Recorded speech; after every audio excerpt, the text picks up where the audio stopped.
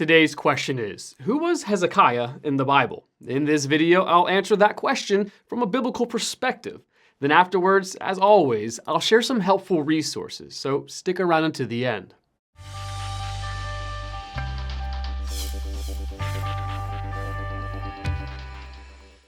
Hezekiah was one of the few kings of Judah who was consistently aware of God's acts in the past and his involvement in the events of every day.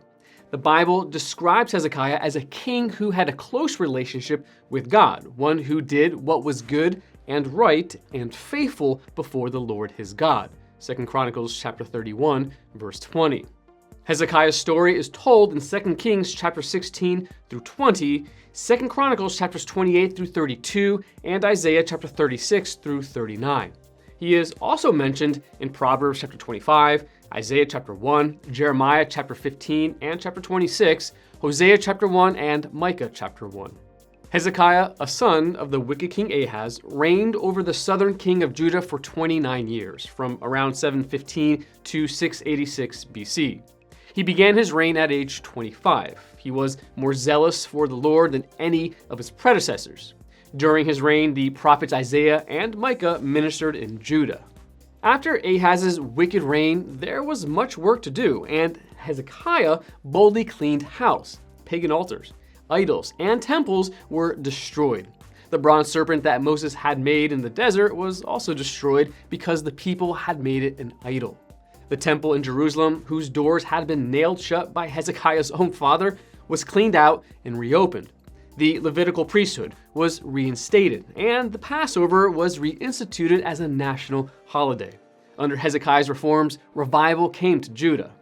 Because King Hezekiah put God first in everything he did, God prospered him. Hezekiah held fast to the Lord and did not stop following him. He kept the commands the Lord had given Moses, and the Lord was with him. He was successful in whatever he undertook. 2 Kings chapter 18, verses 6 and 7. In 701 BC, Hezekiah and all of Judah faced a crisis. The Assyrians, the dominant world power at the time, invaded Judah and marched against Jerusalem.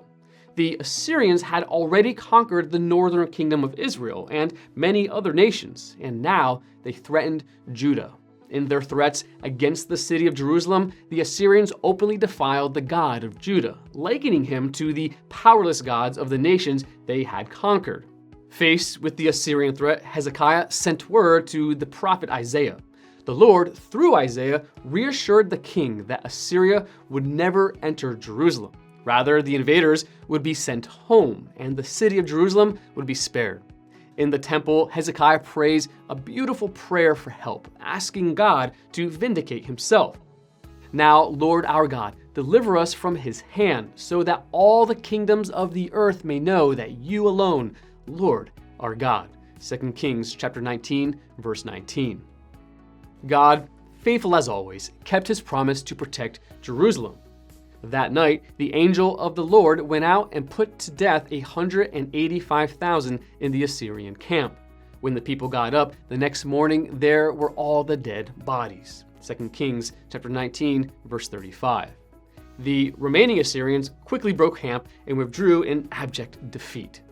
So the Lord saved Hezekiah and the people of Jerusalem. He took care of them on every side. 2 Chronicles chapter 32, verse 22.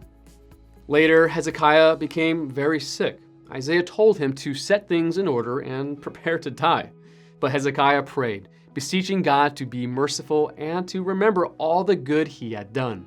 Before Isaiah had even left the king's house, God told Isaiah to tell Hezekiah that his prayer had been heard and that his life would be extended 15 years. Isaiah applied a poultice and Hezekiah was healed.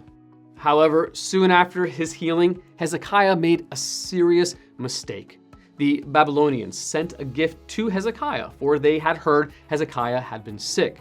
In foolish pride, Hezekiah showed the Babylonians all of his treasures, all the silver and gold and everything in his arsenal.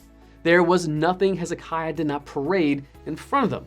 Isaiah rebuked Hezekiah for this act and prophesied that all the king had shown the Babylonians would one day be taken to Babylon, along with Hezekiah's own descendants. During the years following his illness, Hezekiah fathered the heir to Judah's throne, Manasseh, who would turn out to be the evilest king ever to reign in Judah. Tradition has it that Manasseh is the one who murdered Hezekiah's friend, Isaiah. Hezekiah's life is for the most part a model of faithfulness and trust in the Lord. His faith was more than superficial, as his bold reforms show. Hezekiah's trust in the Lord was rewarded with answered prayer, successful endeavors, and miraculous victory over his enemies. When faced with an impossible situation, surrounded by the dreadful and determined Assyrian army, Hezekiah did exactly the right thing. He prayed, and God answered. Want to learn more? Subscribe so you don't miss the next video. Visit GotQuestions.org for more good content, and check out the details section below this video. There you'll find one book I recommend, along with several links to related questions. If you'd like to learn about Bible Munch, or if you're interested in bite-sized devotionals, subscribe to Bible Munch on YouTube. It's linked right here. Now remember, got questions? The Bible has answers. We'll help you find them.